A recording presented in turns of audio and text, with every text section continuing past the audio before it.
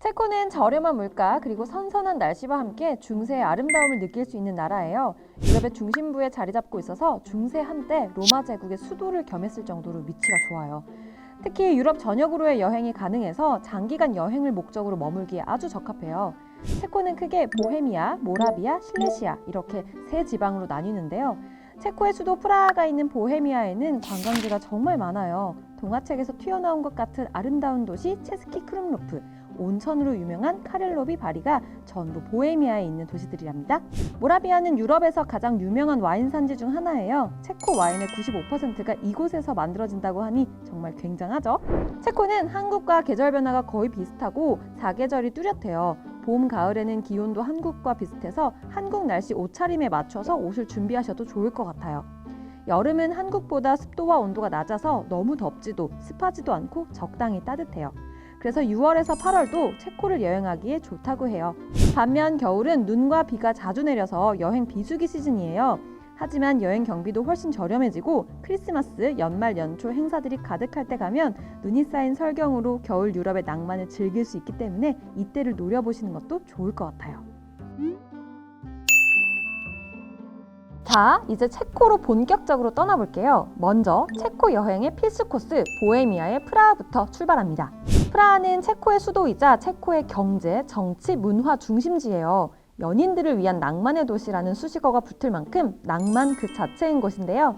도시가 작고 예뻐서 사랑하는 사람의 손을 잡고 여유롭게 구경하기에 좋아요. 그러다 밤에 맥주 한 잔 딱 하면 정말 환상이겠죠? 프라하는 다양한 건축 양식들이 도시 곳곳에 섞여 있어서 건축 박물관이라고 불리는데요. 골목골목마다 로마네스크, 고딕, 르네상스, 바로크 등 다양한 건축 양식의 건물들이 늘어서 있어요.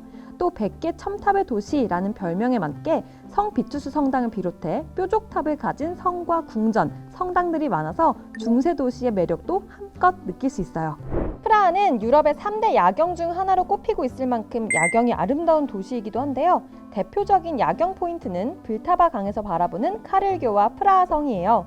600년 동안 자리를 지키고 있는 카를교와 해가 진 뒤 반짝 빛나는 프라하 성을 한눈에 보고 있으면 정말 감탄사가 절로 나와요. 너무 늦은 시간보다는 하늘에 빛이 조금 남아있는 매지가와에 맞춰서 감상하시면 더 예쁜 야경을 볼 수 있어요. 또 다른 야경 포인트는 천문시계탑 전망대에서 보는 구시가지 광장이에요. 엘리베이터를 타고 전망대에 올라가면 테라스 난간을 통해 구시가지 광장의 전경을 내려다볼 수 있는데요. 난간이 동그랗게 탑을 둘러싸고 있어서 360도로 프라하를 감상할 수 있고요. 웅장한 틴 성당을 중심으로 붉은 지붕의 건물들의 조명이 켜진 모습이 정말 아름다우니 꼭 가보시길 바라요. 이제 체코가 사랑하는 맥주의 본고장 필젠으로 가볼게요. 체코의 맥주 사랑은 굉장한데요. 전 세계 연간 1인당 맥주 소비량 1위를 차지할 정도예요. 밥을 먹을 때도 맥주가 빠지지 않을 정도로 체코 사람들에게는 맥주는 삶의 일부라고 할 수 있는데요. 그 중에서도 필젠은 세계 맥주 소비의 90%를 차지하는 라거 맥주의 고향이에요. 진정한 맥주 러버라면 맥주의 도시 필젠이 프라하 여행의 필수 코스겠죠? 필젠 시내 광장에서 10분 정도 걸어가다 보면 맥주 박물관이 있어요. 이곳은 1959년까지도 실제로 맥주를 만들었던 곳인데요. 2차 세계대전 때 폐허가 된 건물을 복구해서 현재 박물관이 되었어요. 이곳에서는 필젠 맥주의 역사도 한눈에 살펴볼 수 있고요. 맥주를 만드는 과정과 필요한 도구를 볼 수 있는 것은 물론 맥주를 발명했다고 전해지는 감브리너스의 사진도 볼 수 있어요. 맥주의 본고장에 가서 시음을 빼놓을 순 없겠죠? 맥주가 어떻게 만들어지는지 알았으니 이번에는 맥주를 직접 맛볼 수 있는 곳을 추천해 드릴게요. 체코의 대표 맥주 필스너 우르케를 만드는 필젠스키 프라즈드로이 공장. 필스너라는 이름이 필젠의 지역명을 의미하는 만큼 이곳은 필젠 여행에서 빼놓을 수 없는 곳인데요.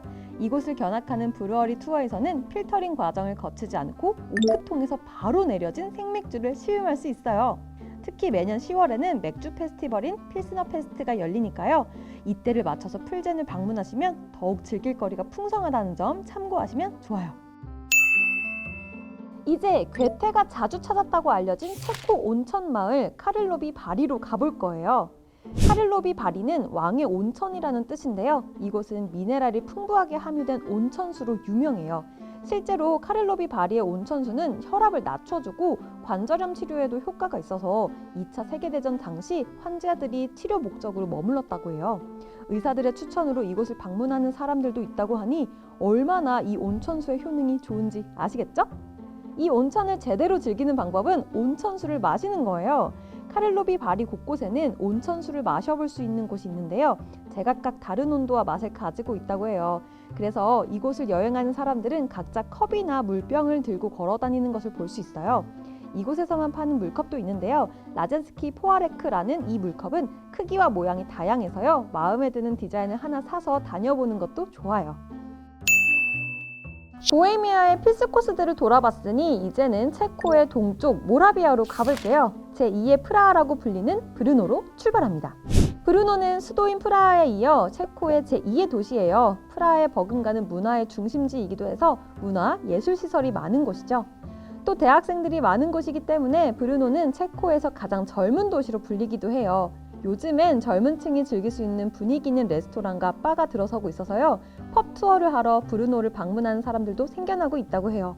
브르노는 청춘이 느껴지는 곳이기도 하면서 동시에 이국적이고 아름다운 구시가지를 가지고 있는 곳이에요.